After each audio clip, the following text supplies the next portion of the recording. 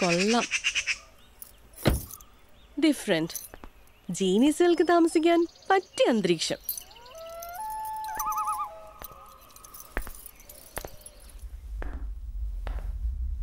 ഇവിടെ ആരും ഇല്ലേ? ഹലോ,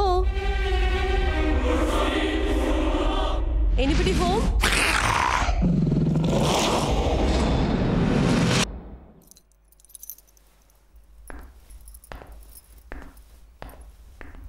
എക്സ്ക്യൂസ് മീ,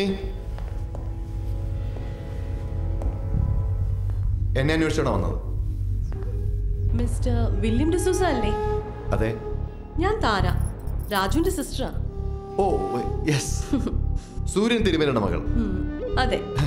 മന്ത്രവും തന്ത്രവും ഒക്കെ പഠിക്കുന്ന സൂര്യമൂർത്തി മനയിലെ പെൺകുട്ടി ഇങ്ങനെ മോഡേൺ ആയിട്ട് വസ്ത്രം ധരിക്കൂ?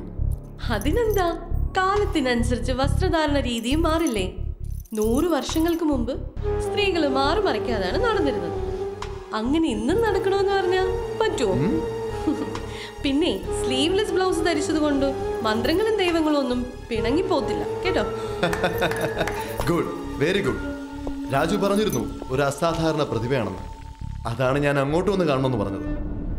എന്തോ ഒരു പൂജ നടത്തുന്നത് കൊണ്ട് അത് കഴിഞ്ഞ് കാണാന്നല്ലേ രാജുനോട് പറഞ്ഞത്? അതെ, നാളത്തേത് കൊണ്ട് ആ പൂജകൾ തീരും. അതിനു മുമ്പ് അനന്തങ്കാവ് അമ്പലത്തില് ഞാനൊന്ന് തൊഴാനായിട്ട് വന്നതാ. അതിന് തൊട്ടടുത്താണ് സാറ് താമസിക്കുന്നതെന്ന് രാജു പറഞ്ഞു. നന്ദിയുണ്ട് എന്നെ ഇങ്ങോട്ട് വന്ന് കണ്ടതിന്. എന്തിനു വേണ്ടിയുള്ള പൂജ അതാരം നടത്തുന്നത്? നല്ല ഭർത്താവിനെ കിട്ടാൻ വേണ്ടിയാണോ? എന്റെ മനസ്സിന് ഇണങ്ങുന്ന ഒരു നല്ല ഭർത്താവിനെ ഒരിക്കലും എനിക്ക് കിട്ടിയേക്കൊന്നും തോന്നുന്നില്ല. ഈ പൂജ ഒരു നെഗറ്റീവ് പവറിനെ ഒഴിവാക്കാൻ വേണ്ടിയാണ്. നെഗറ്റീവ് പവറോ? അതെ, സൂര്യമൂർത്തി മനയിൽ ഒരു നെഗറ്റീവ് പവർ കടന്നുകൂടാൻ ശ്രമിക്കുന്നുണ്ട്. അച്ഛനെ വിളിച്ച് ചോദിച്ചപ്പോൾ അങ്ങനെയൊന്നും ഉണ്ടാവില്ലെന്ന് പറഞ്ഞു. പക്ഷേ എനിക്കുറപ്പാണ്, that bad power is trying to enter our house. I am sure of it. വരൂ, എന്റെ താവളമൊക്കെ ഒന്ന് ചുറ്റിക്കാണണ്ടേ? Come on. ആ നെഗറ്റീവ് പവർ എന്താണെന്ന് തിരിച്ചറിയാൻ താരയ്ക്ക് ഇതുവരെ കഴിഞ്ഞില്ലേ? ഞാൻ ഈ കാര്യത്തിൽ ഒരു സ്റ്റുഡന്റ് അല്ലേ? എന്നെക്കാട്ടിലും വളരെ മുകളിലാണ് ആ ശക്തി. പക്ഷേ നാളത്തെ ആ പൂജയോടുകൂടി അതിനൊരിക്കലും ഞങ്ങളെ ആരെയും സ്പർശിക്കാൻ പോലും കഴിയില്ല.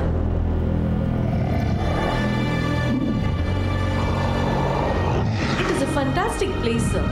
ഇതെങ്ങനെ തപ്പിയെടുത്തു?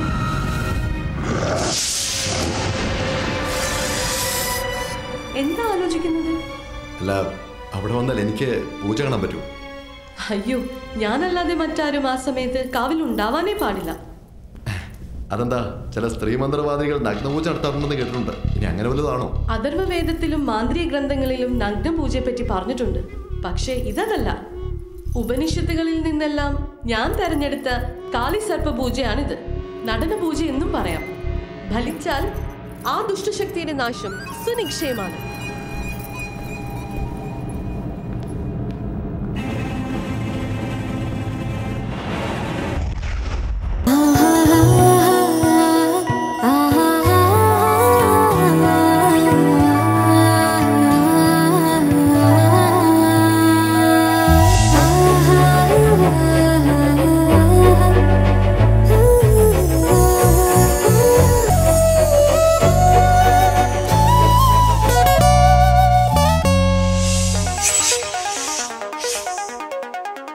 Yeah.